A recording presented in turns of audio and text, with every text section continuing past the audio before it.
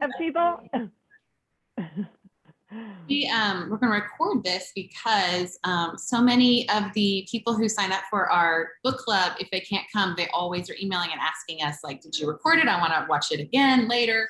So just so you know, if we had, I think like 60 people sign up for. Wow, that's wonderful. Yes, it was really fun. And everyone, you know, we would post about it on Instagram. People were really excited. Good. Well, thank you all. Thanks for picking the book and for inviting me. I appreciate it. Well, we will wait a few more minutes before we go into everything. Virginia, tell me where you live.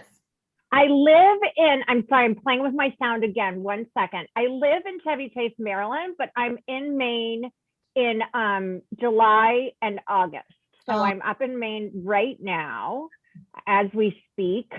And this room is, we rent a house and it normally has all these pictures of people I'm not related to on the wall.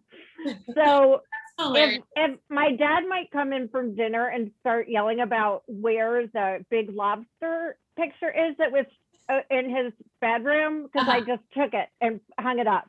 That's perfect. I'm sick of having all these random people I'm not related to in the background of every interview. What part of Maine are you in? We're very near Portland. It's like 20 minutes south of Portland, which is great because, well, driving from DC, it means once you get into Maine, you're actually almost here, which a lot of the state is not like that. Have you been to Maine before? I have. My family has a home in York near the lighthouse. It is just beautiful. I mean, such a vast difference from our Texas weather and terrain. Yeah. It is amazing. I would love to go there in August because here is just a little too hot. Is it dry in Waco in the summer, or is it? It's a little humid. I would say I've lived in Kentucky and it is more humid there, and I think it has to do with like valleys and rivers. So, but there is humidity, and this, I think, the more southern you go, the more humid it gets. But Elizabeth, what do you think? Because Elizabeth's from Alabama. Yes. So, it is. It's much more humid in Alabama, but it is. We are right on the border of the coastal humidity and the dry. So, it seems like there's a lot of days in May and June where it's really rainy and then it stops. So we're kind of in the stops point right now. Yes. But my grandmother is they're from Maine as well. We have a family house on Toddy Pond, which is near Acadia National Park. So beautiful up there. I love Maine. Yeah. And a lot of books that I choose are because they're set in Maine. Well, the coastline is so dramatic. It is a good setting for a tumultuous family story, I think. So. Yes. Or real life tumultuous family experiences. Yes, exactly. Sure. Exactly.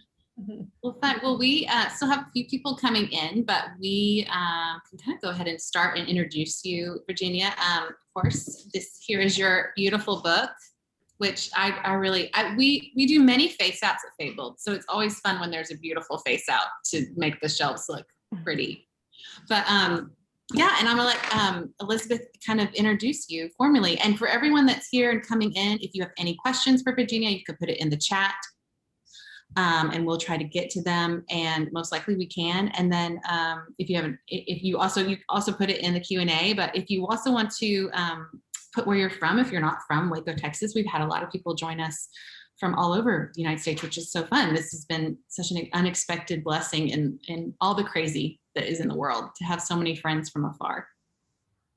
So, yeah. All right. Okay, so I'm going to introduce our speaker tonight. Virginia spent more than 2 decades in political and public affairs communications.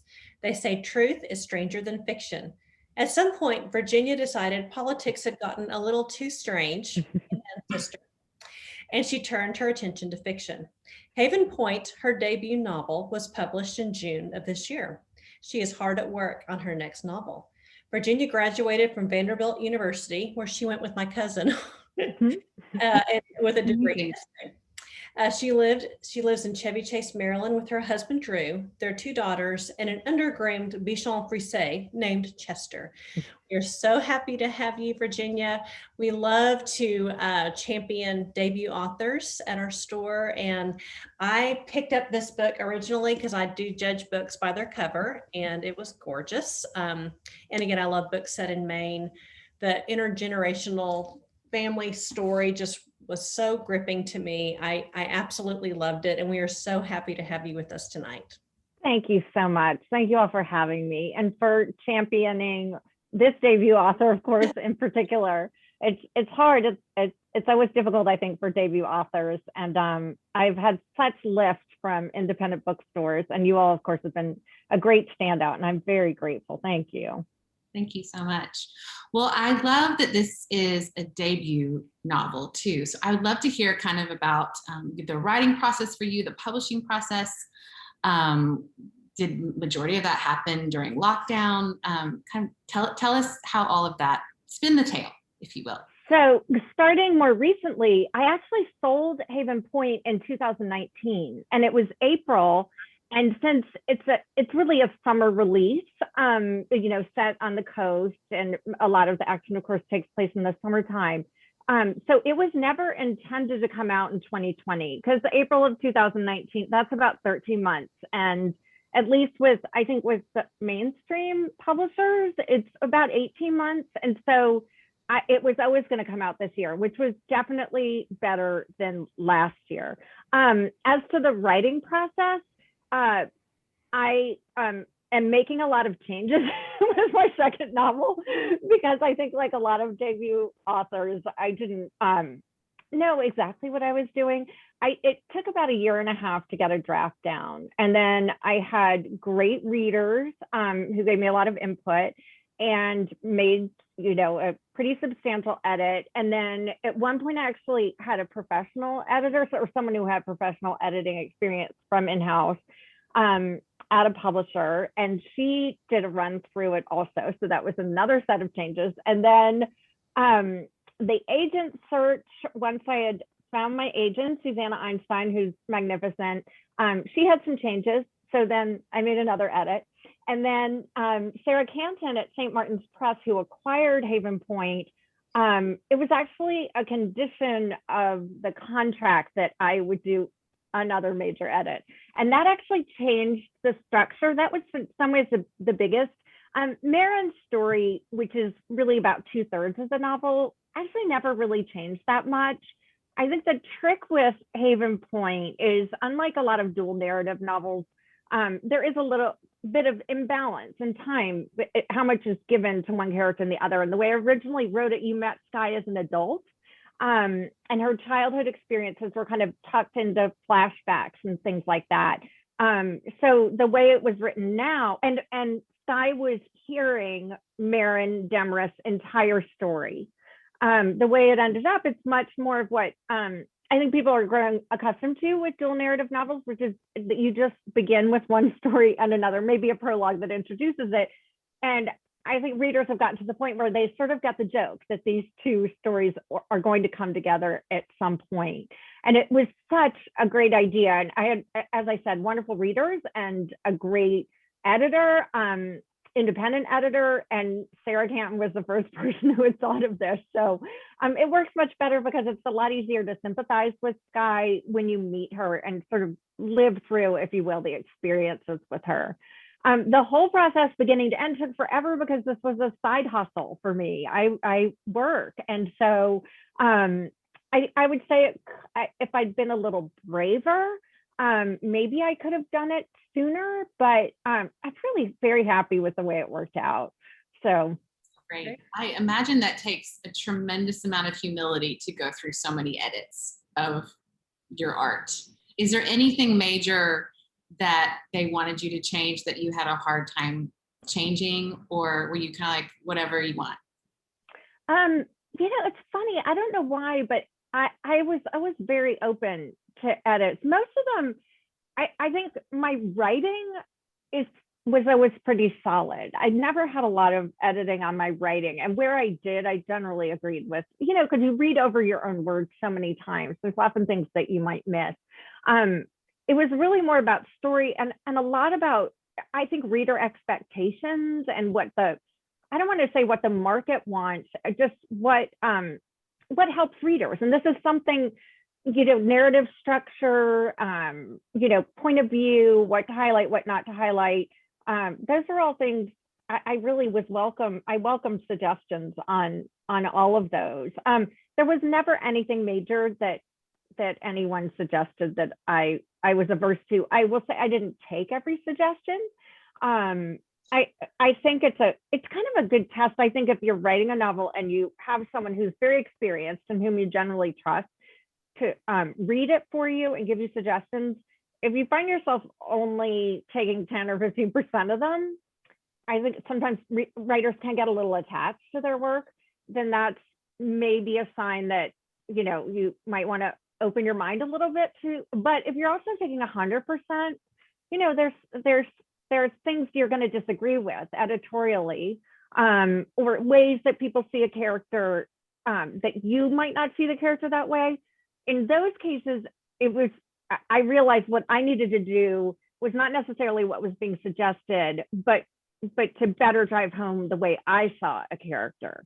And again, this was particularly true with Skye.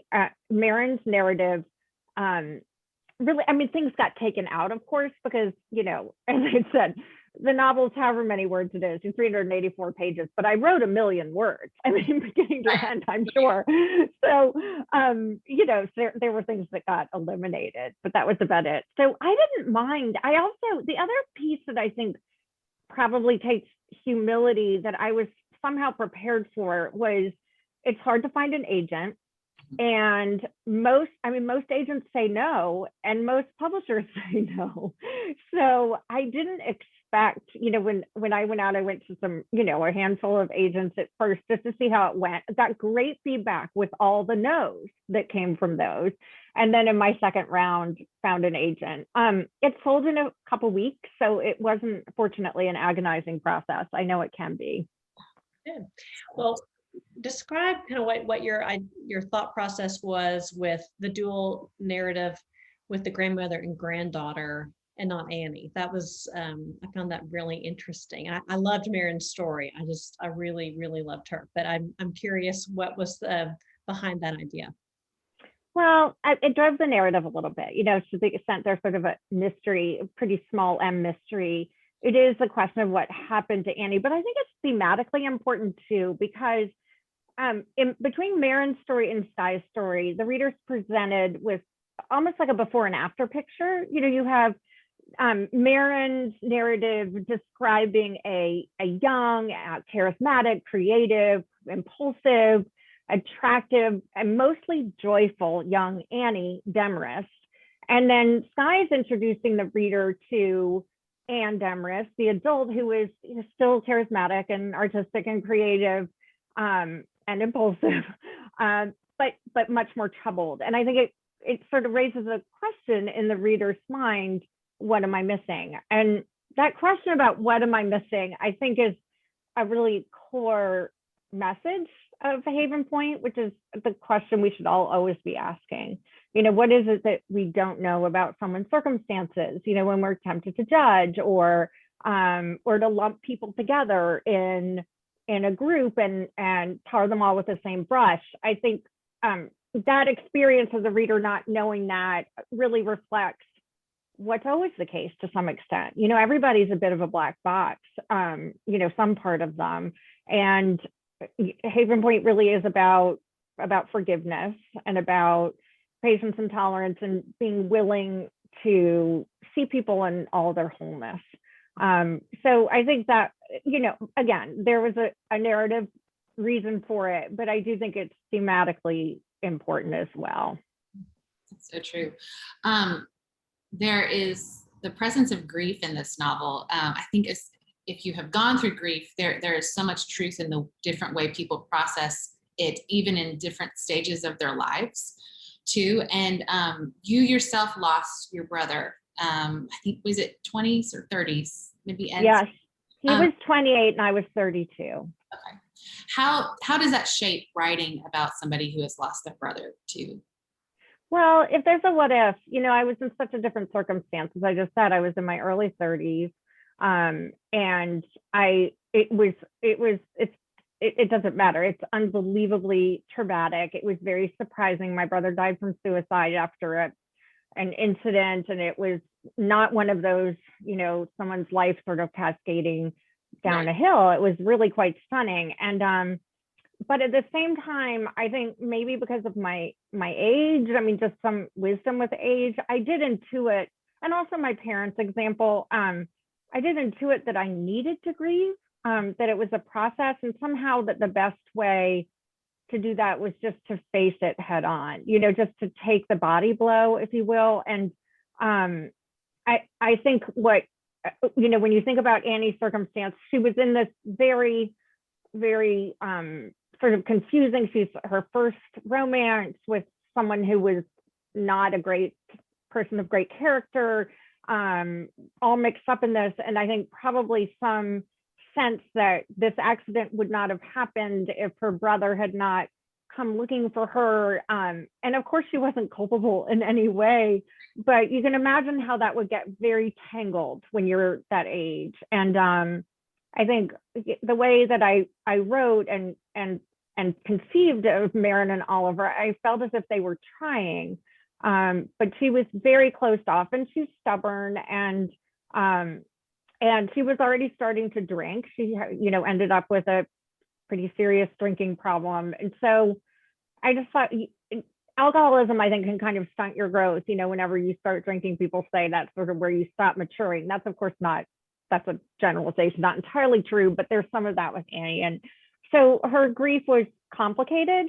She didn't really fully allow herself to experience it, I don't think. And that's a reflection of her, of youth and trauma. And it was also 1970. You know, I think we do know a little bit more about grief and processing grief today than we did then. So, but the acuteness of it, everybody's experience in that family and in that community, I definitely drew from my own, and just the absolutely miraculous way people come to you and help you. And it was astonishing. I mean, it's transformational in a way, and very beautiful in the midst of terrible sorrow. So the way that Haven Point behaved in the wake of Charlie's death was not really the way that people around me did, but it's the way I imagine the people of Haven Point, just the way they are. What being comforting and being supportive of that family would look like for that community.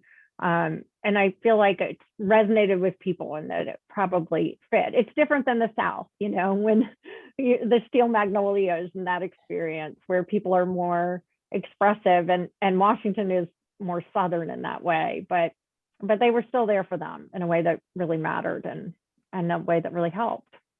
Yeah, I was going to actually read just a little bit of that passage here. I had it turned, just talking about how Haven Point reacted to the death of Charlie. It said, Haven Point did not turn away. Without faltering, without wincing, Haven Point looked them straight in the eye. There was no gossip. There was no blame. In those weeks and in all those years that followed, Maren never detected a single untoward reaction to Charlie's death. The people of Haven Point came to them quietly, steadfastly. They did it for them, every single thing that had to be done.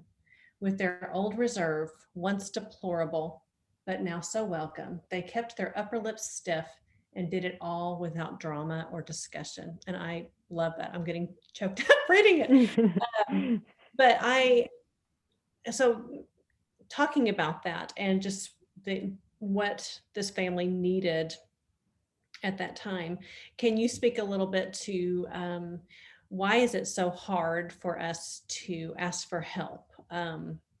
Especially, and again, half of my DNA is New England. I think there is more of that stiff upper lip. We take care of ourselves attitude. So I just wonder if you could speak to that a little bit.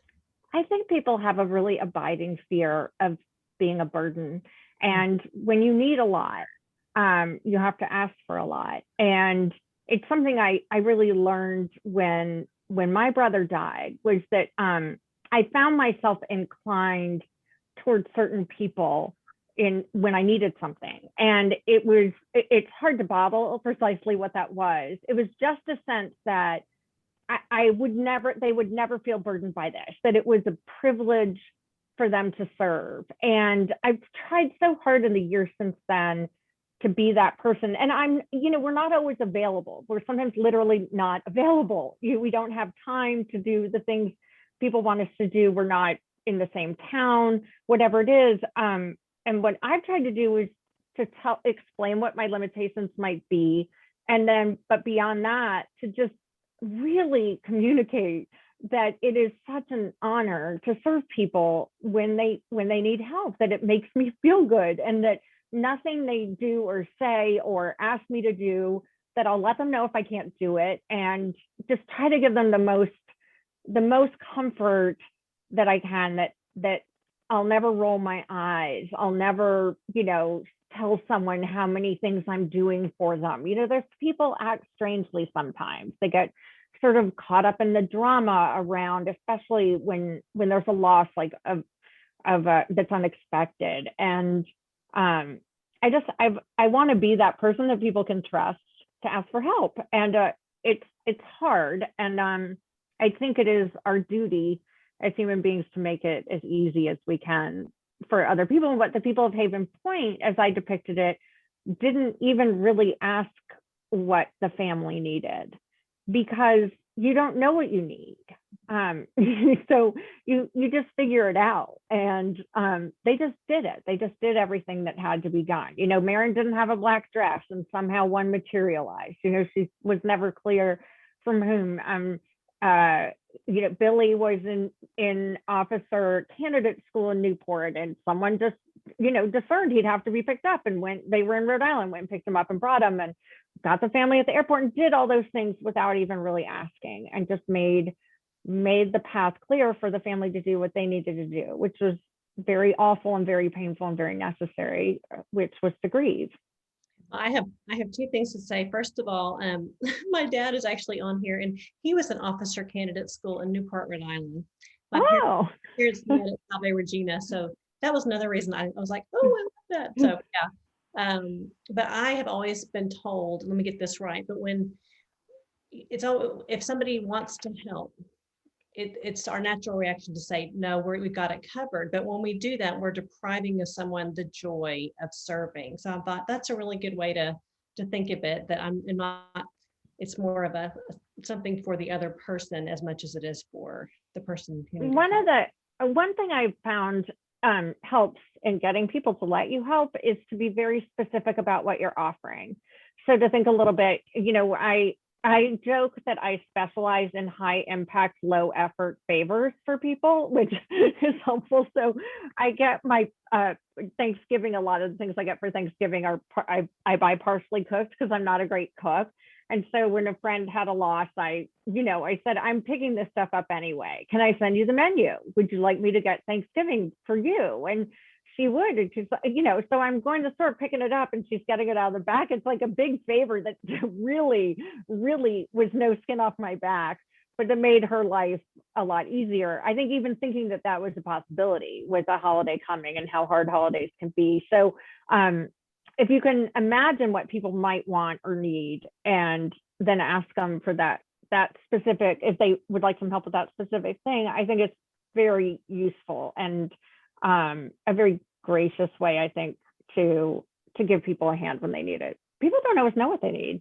I was going to say that is that dealing with the loss and then having to answer someone what you need, and you have no idea, and you want to give them something, but you have no idea. Knowing the specific things I have found too in helping others is just asking those specific things. Can I do this? Can I, cancel these appointments or whatever for you? Because like when you're in the middle of trauma, everything kind of feels very overwhelming. Yeah. We have a good question from Kim in the chat. She says, I was so touched about how Maren handled life situations like infidelity, death of a child, alcoholism, etc. Do you have a background in counseling? I don't. Other than availing myself of it from time to time over the years, and always encouraging my kids about school counselors. I'm like, it's free. It's part of the deal. Like, it's the keys to the kingdom. If you can talk to a trained person about challenges you're having, and they're not even charging you for it, don't be foolish. I that's such a good question, because I do sort of, the way I saw Maren, she has, and I have an example of this. She's a very old-fashioned character in some ways. It's sort of an old-fashioned heroine. Just sort of what her flaws are more ones I associate with characters in like 19th century fiction. It's more like stubbornness and pride, and she's not herself at all neurotic, but she's very, she's so intuitive about people, and at really critical moments, she knows, she has a very firm moral compass without being a moralizer, and she knows what really matters. She also has great instincts about her granddaughter, and one of the places in the novel where I felt like that showed up was when in the first couple of chapters, when Skye is a young teenager and is being dragged up to Haven Point because her mother is in rehab again. And she's trying really hard to bait her grandmother into an argument about this.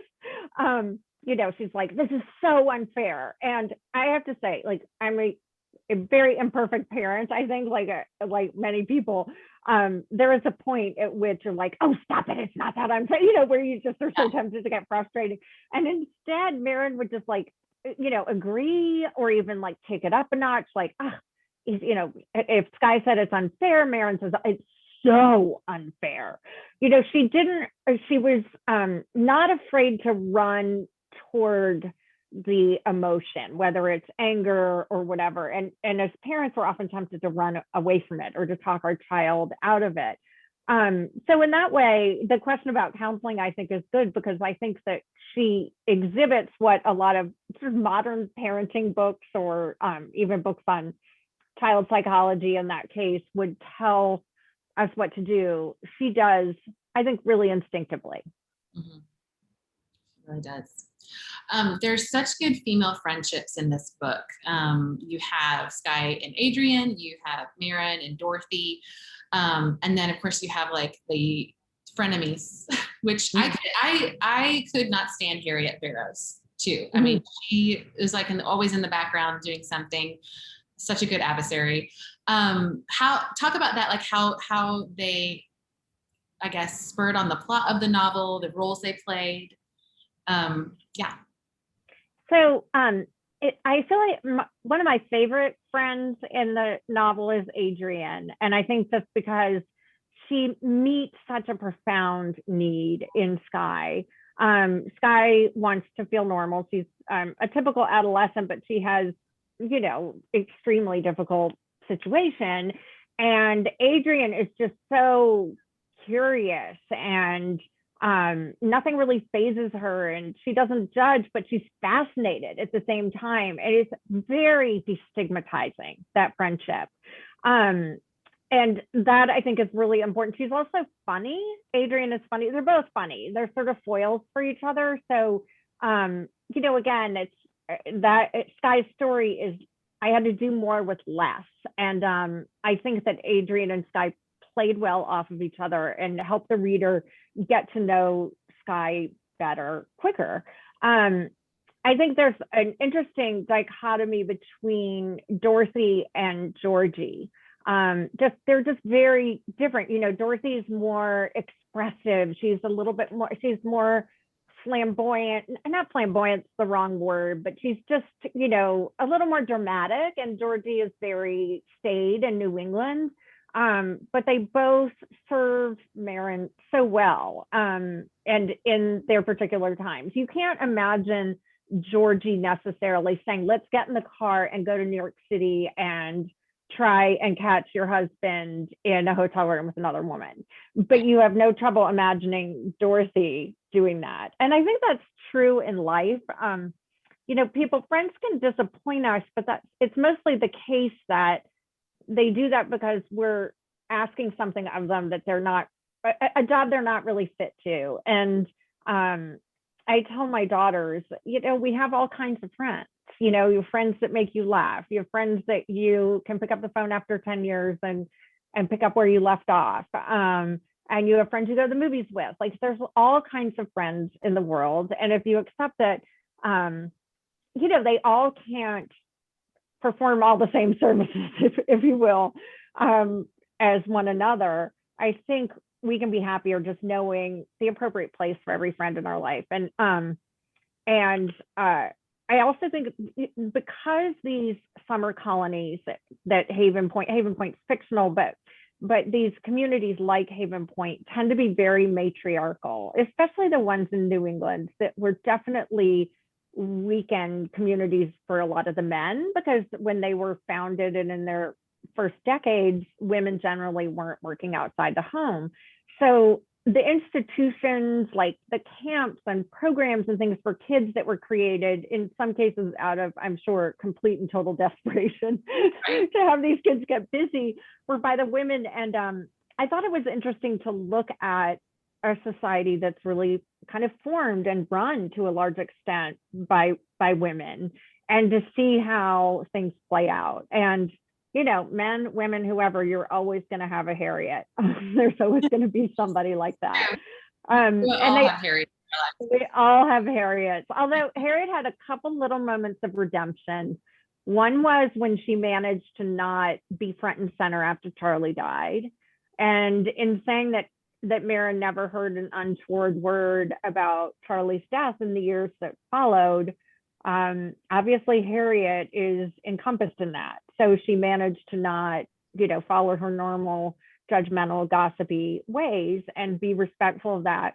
And she also fesses up at the end that she really loved Oliver. And so the reason that Maren really came in for Harriet's wrath was because of that. Though, she might could have let that go at some point, don't you think? I mean, that's a lot of years later. They're in their 80s before she finally tells them. I mean, come on, let it go. So female friendships, I went to girls' school and I went to girls' camp. Girls' camp from the time I was 9, and girls' school from 7th through 12th grade. And female friendships where I don't have a sister were always very important to me, and played a huge, and continue to play a huge role. My best friend from college came to visit me in Maine and was here for almost 3 weeks. So I couldn't bear when she left. I wanted her to stay. I would have loved for her to stay for the rest of the summer.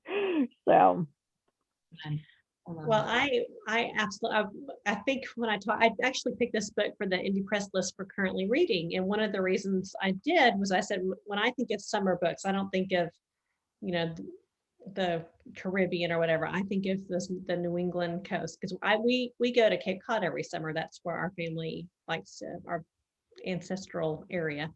But I loved the descriptions of Haven Point. It's very, very atmospheric. The weather, even the bird, the topography.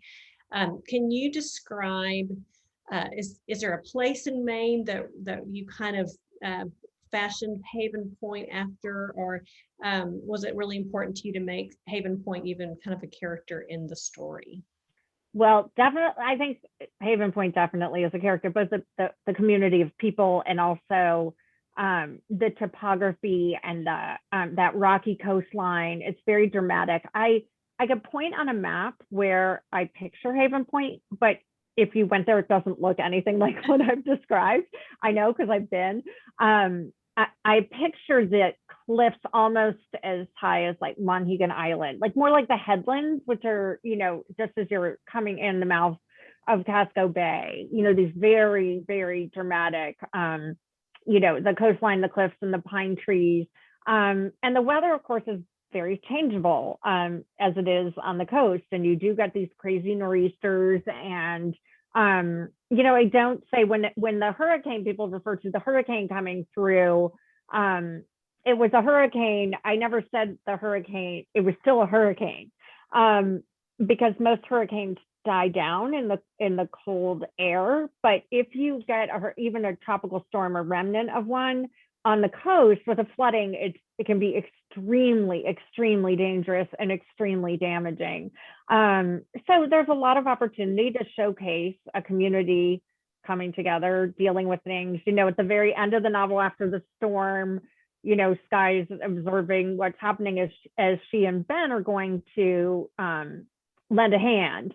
And she sees a Donnelly construction truck coming in, even, full of supplies, even the Donnellys are pitching in to help. And that's what you have to do. I also thought it was important for it to be, there's almost barely a body of water in New England that I haven't dipped my toe in at some point. My family used to go to the Delaware shore until I was about 9, but when I was 10 or 11, we started going sort of shorter vacations to a resort on Lake Champlain in Vermont. Shorter because the resort was more expensive, and so we had to shrink it down a little bit. And I wound up working there for 2 summers in college. I love Vermont. I love lakes. A roommate in my 20s when I lived in Boston had a house on her family did on a pond in Western Massachusetts. My daughter went to a boarding school in Western Massachusetts. I've been to New Hampshire, all over the region. And actually I was born in Connecticut, and my grandfather had a house on the Connecticut shore, and I spent the first 2 summers of my life there. But with Haven Point, I just think because it is this very dramatic family story, it was clear to me that the Maine coast was the best place to showcase that. And also, again, you have this community of women coming together and dealing with things because they have to. We have Charlie was born on Haven Point. Charlie died on Haven Point. A storm, basically almost wipes out houses, with the flooding. And so if you're very remote like that, it helps just in terms of narrative and plot. And I also think it's just symbolically, and the birds on the coast, coastal birds are wild. They're, everybody's familiar with these like incredibly oversized seagulls that you see, especially if you're near a restaurant and it's like really overfed. I've had entire lobster rolls, just like they just swoop in, take the whole thing. You haven't taken a bite. And then there's also some really beautiful birds that you see up and down the coast, but many, I've seen puffins, I've seen, it's different. And seabirds are, Robert McCloskey, who wrote the children's book that's mentioned in Haven Point, A Time of Wonder, describes seabirds as having a seabird sense of humor, and they're always on the lookout. He really kind of anthropomorphizes them. And I thought that was, and I also am kind of a bird weirdo, I should add.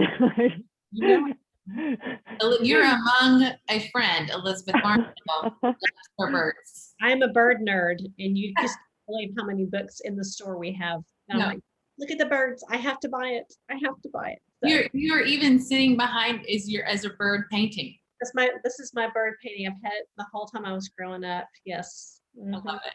All over. I have a 600 millimeter lens. It weighs like 80 pounds. That's a huge exaggeration, obviously, but I love taking pictures of birds. I love birds. And I thought, the snowy egret, which I've seen them in Florida. They're not just in Maine, but they're beautiful and very delicate. And I thought just symbolically about women and sort of their, the women are in this novel are fragile but powerful. And that's why I chose to close the novel with an image of the snowy egret, which is really like Pauline. Maren referred to her as the Pauline of birds. So the nature of the wildlife, and then of course just the coastline itself. I felt like it was a great backdrop for the Demarest family story. Great. Side note: do you shoot Canon or Nikon? Canon, only because that's what I started with. Oh, you do too? Yes, I don't have a like that, but it's so heavy. It's insane. I was going to say it's very hard to keep it steady. Excuse us, everyone, as we talk about photography. Yeah, right. I'm sure everyone who's here to talk about Haven Point is fascinated with our discussion of bird photography. Deep dive into all the different things like f-stops and shutter speed. But I would imagine that is hard to keep it steady, especially when you're trying to get a bird in flight. You have to sit down. It's when I take pictures of piping plovers, which are, they're not, wait, what's before endangered? What's on a step below endangered is like, it's like a bird of concern. That's not the word, but I like that, a bird of concern. But that makes it sound like we should be concerned about the bird instead of for the bird, but what is it? I don't remember. something below that. But No one it is. knows here. If you know, please put it in the chat. We have a beach right at the end of the road where I am right now, where they have a plover nesting habitat. So I'll go and I'll sit. So I'll have the camera sitting in my lap and take a million pictures, and then I'll post them. And I have like 6 friends who are just fascinated, and I'm sure all the rest of my friends on like Facebook or Instagram are like, man, she is over the top of this bird thing. But anyway, they tolerate it. So So great. Kelly mentions in the chat that her father lived on, I'm not going to pronounce this correctly, Islesboro Island in Maine for over 10 years. I visited many summers. I envision Haven Point like that, rocky coast, tall trees, etc. Definitely more northern Maine is the feeling I had. Like where I am now near Portland. So Portland's on the southern part. The Casco Bay goes like this, and Portland's here, and then Saco Bay is below that. So right now I'm in a little place on Saco Bay. And I pictured it more near the northern mouth of Casco Bay. And as you go from there north, it's definitely even rockier, colder. The water's freezing, and stormier, and you just have more, a little more action drama, and like Islesboro and North Haven, places like that really are remote. There's a lot of them you can't. I went and visited, not for the first time, but I went to Monhegan Island one day last summer, and you have to get there in a ferry. So it's it's a really interesting. It's so beautiful too. I meant to get up this summer. I wanted to go up to Prince Edward Island because I just reread the entire Anne of Green Gables series for reasons that are not entirely clear to anyone, which I understand is very beautiful too, and it's sort of an extension, I guess, to some extent of the Maine coast. I love that. A few years ago, I read them. It was my own Christmas present. I read all the Anne of Green Gables over again, and reading as an adult is different. You notice things that you did not. I mean, I at least did as a child. Well, I'm not sure. I know I had the books when I was growing up, and I know I read Anne of Green Gables and at least one other, but I'm not persuaded I might have just read some of them for the first time because they didn't, I read a lot of sort of children's series literature when I was pretty young. So it may be just that I don't remember, but the thing about Anne of Green Gables is she's only really a kid in the first novel. Right. The rest, most of them are about her as an adult, and she's a wonderful character. And there was at least one I had to kind of power through, but the other 7, they're 8. I mean, this was, and I had bought the whole thing on Kindle, and it kept saying like, you are like 2%, and you have 37 more hours to read. But I went through it all, so. My son Matthew is named after Matthew and Anne of Green Gables. Oh, that's wonderful. What a great person to name him after. He does not have the personality of Matthew and Anne of Green Gables. It was not a self-fulfilling prophecy, unfortunately. It's a joke, yeah. Well, I often say that sometimes the stories we love are because we recognize kind of the structure of them. Like sometimes a book can be very fairy tale-like, even though it's not a fairy tale. And so we even will like the books because it's following this certain trope or pattern. I've heard, I guess you've said that some readers have said they expected to discover that Patrick Donnelly was Skye's father. And I love the example you gave was like Luke and Darth Vader, like, Luke, I am your father. Tempted to do that? Or was it like, no, I'm going to do something different? Well, it's funny. I had one reader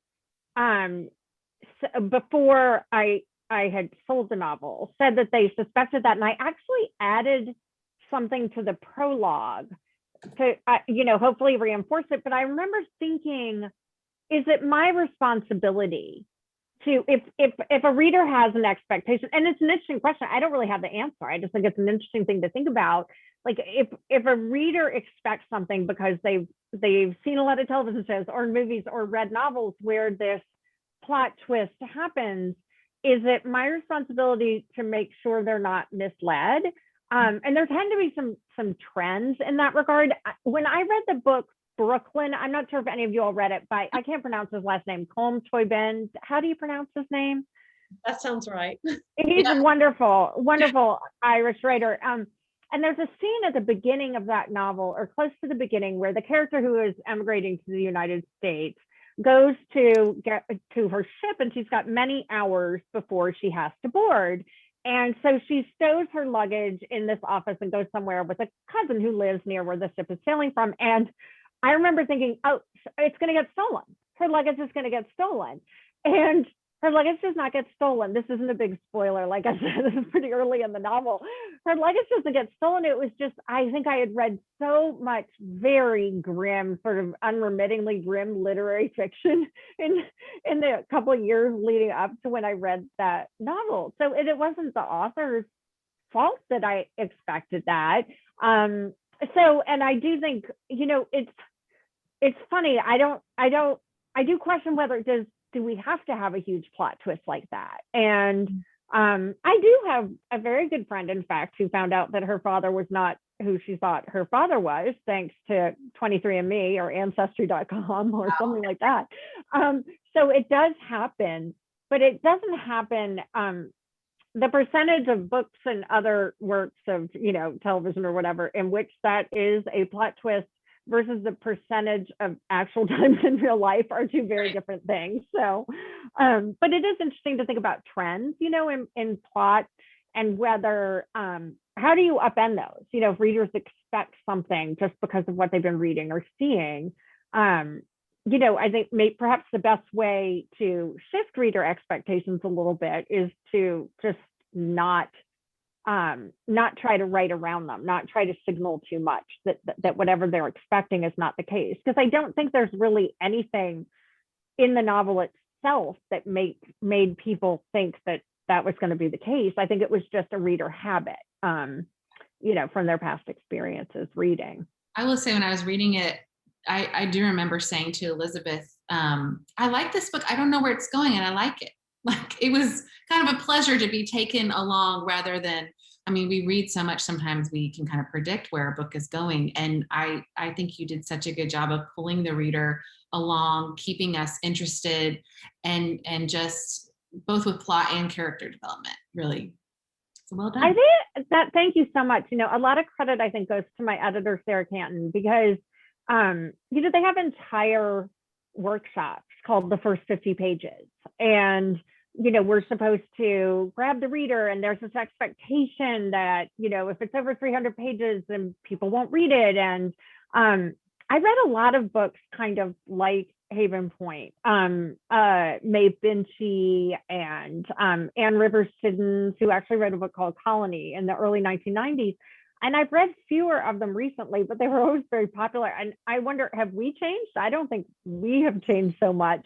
It's just a trend in fiction. And I really appreciate Sarah never, first of all, never said a word about, she never mentioned word count. You know, I expected at some point she'd be like, and we probably need to cut, you know, another 10,000 words. She never said a word about it. And she wasn't obsessed with having the perfect first 50 pages that, you know, grab you by the throat. And I mean, I think they're interesting, the first 50 pages, but they do remind me a little bit more of family sagas I read 10, 20 years ago. And hopefully Haven Point doing well might remind publishers that there really, I think, is an appetite for that kind of book. And we can sort of shift reader expectations by giving them a good reading experience. But thank you for the compliment. I do appreciate that. Oh, well, I would love for this trend to continue, because we have so many books too that first 50 pages are amazing, and then it's kind of downhill. None that we sell here, but no. Right. I do think we change though as a society. I mean, I really have thought about this. But books like The Shell Seekers. I mean, I love Rosamund Pilcher. That's another author I would maybe liken this to. But we are so we don't have the attention span anymore to really sit with a book. Not that this was, I mean, it was a quieter book, but we want that wow, and we have to have that the attention. So I appreciated this book, just the quietness of it, and I mean, there was a lot of action, but I loved it. And this kind of goes on to my next question, which one of the reasons that this book really, really grabbed my heart. And I mean, a little personal, but I have always kind of grappled with the feeling of not belonging. I think I lived 15 hours away from my closest relative growing up. We were all over the place growing up. And so there was always just sort of, I've always kind of felt a little bit like an outsider looking in.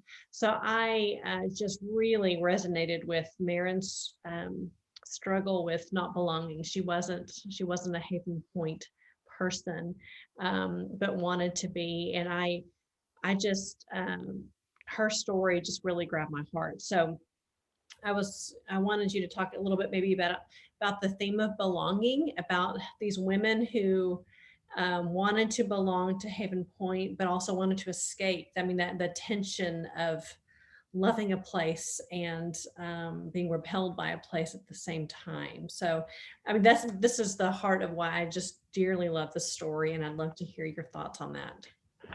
Well, I of course, I think most of us at some point have struggled with a feeling that we don't belong. And I've always said, I don't really trust people who are extremely happy in middle school.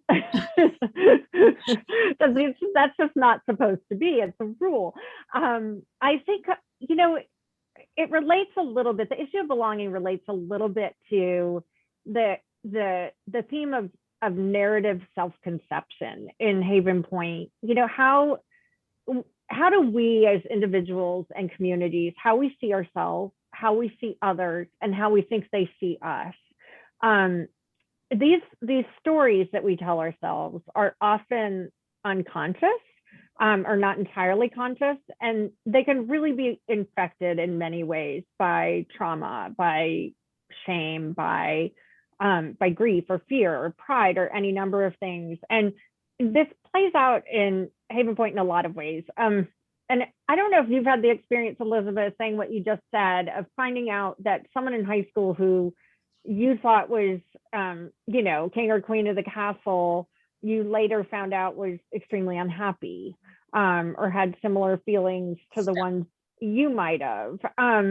So that's an example of how these stories can be wrong. And you see it with Skye in that she is so consumed with working to present a front to the world. And then once she sort of relinquishes the need to present a front in a way, she's a little more willing to be open. She's kind of mastering the communication strategy around it all the time. She is still kind of selectively editing.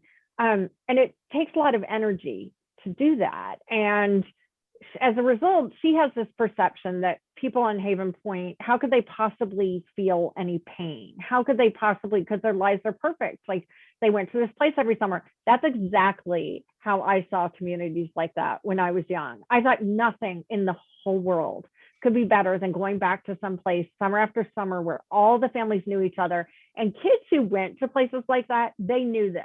I remember coming back to school in September, and these kids who had been here or there, and this had nothing to do with whether they were elite. They could be anywhere. They could be little tiny cabins in some place in, the Poconos on a pond, with, half of which don't have electricity. It didn't matter. It just mattered that they had this, what I considered a good housekeeping seal. But of course, the truth is, people take their insecurities to the little cabin by the pond in Pennsylvania. They take all the same things. There's social dynamics in all of those places. There's in groups and out groups, and people have this same kind of insider-outsider dynamics, even if they go to the same place every summer. There's also, I think, an interesting corollary in Haven Point, how it saw itself as a community. And there was some truth to it in that, it was a place that wasn't super flashy. It did make room for people who weren't necessarily super affluent, like the Grahams. These are all, in the scope of the world, these are all extremely affluent people. I make no mistake, but there are differences between how the Grahams live and how someone, at some extremely fancy $10 million house in the Hamptons lives. And it wasn't very showy, but at the same time, they had this fear on Haven Point, that if someone like the Donnellys were allowed in, that it would be the camel's nose under the tent. You know, it's just, they'd be taking their finger out of the dike and the whole place would be flooded.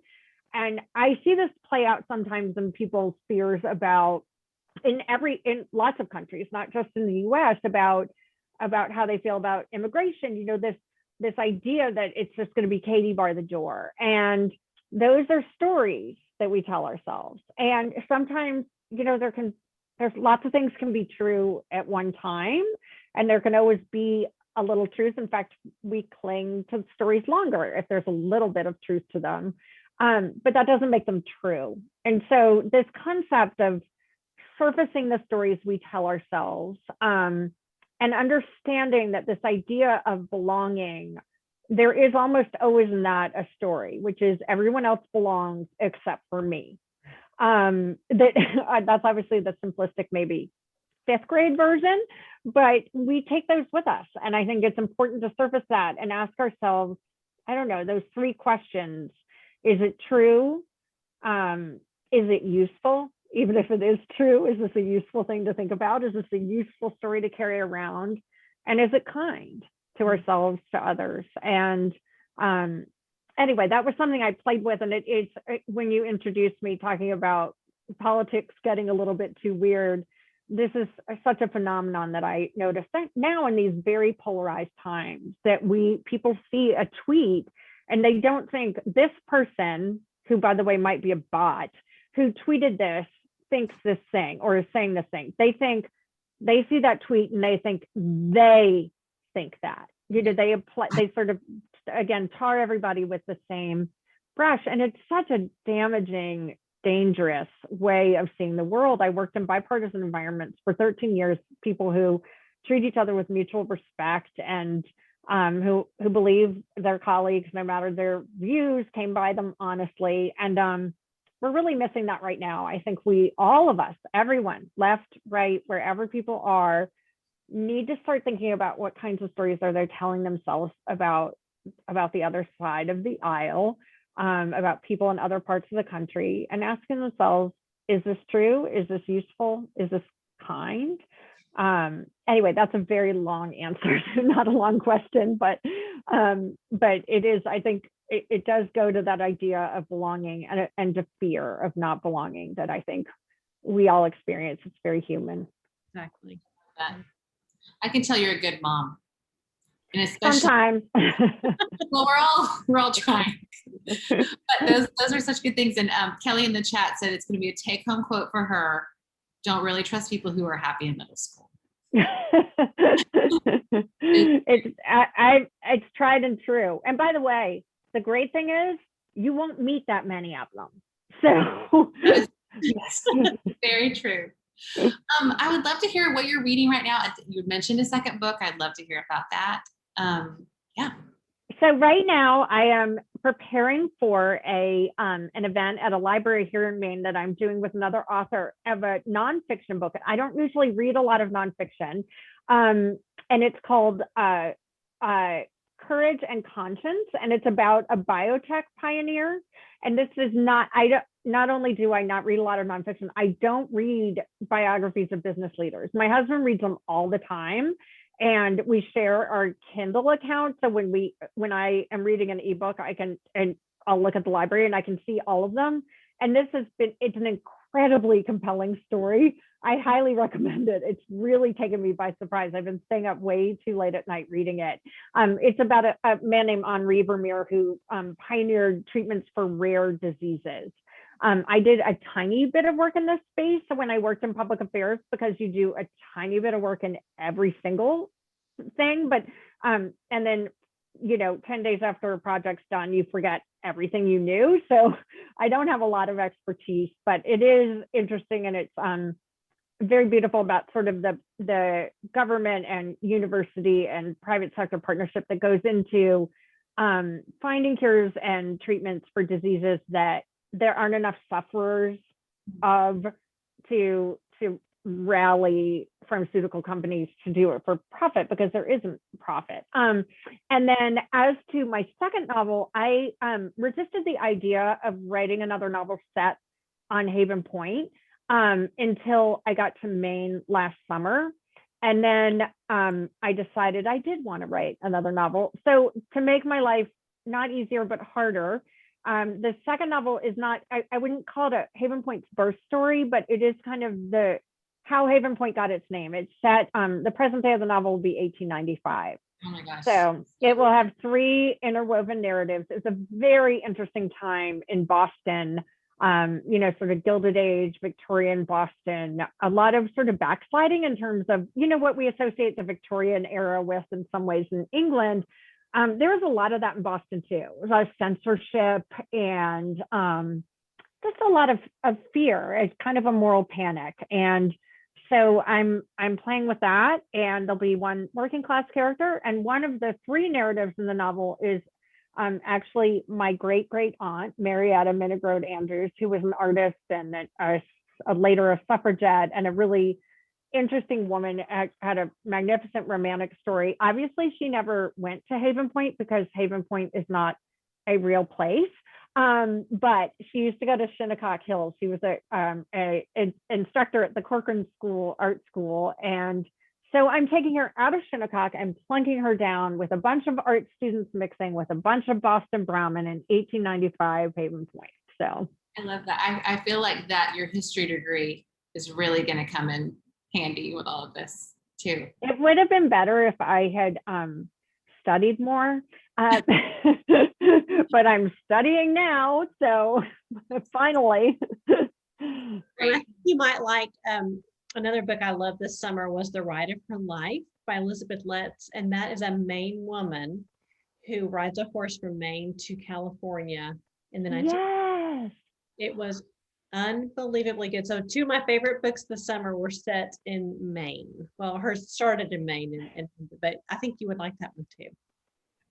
I was flashing through my head where I'd heard about that, and I think I heard about it from you, Elizabeth. I think you talked about it on a podcast. So I'm like, wait, I've heard about this, but it does sound good. Thank you for that recommendation. Yes. All right. Thank you so much, Virginia. If you don't mind, we're going to introduce our next book club pick.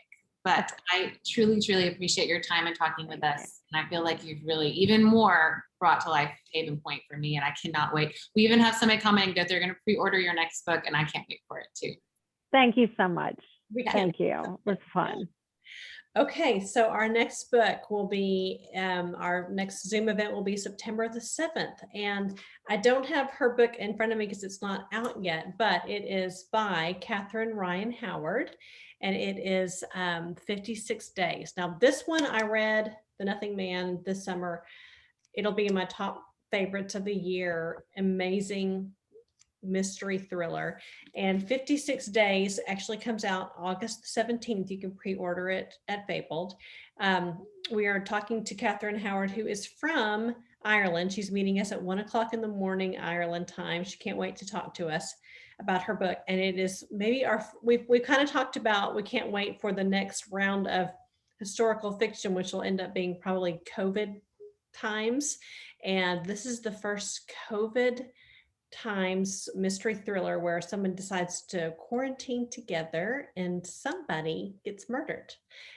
So I will say I was preparing for tonight to talk to Virginia, and in between I kept just reading more and more and more of 56 Days. It's so good. So I highly recommend it, and that's next month. So please join us then. Awesome. And I put the links in the chat, but also if you don't get to it, we already have this on our events page where you can sign up to register the Zoom and then also purchase the book from Fabled. We will have copies. We have more copies than it even says in our system coming our way. So yeah, we would love for everyone to join us again. Thank you again, Virginia. We truly appreciate you, and can't wait to read the second one. Just know that you have friends cheering you on here at Fabled. Thank you. Thanks so much to both of you. I really appreciate this opportunity. Thank you. Thank you, guys. Have a good night. Bye. Good night.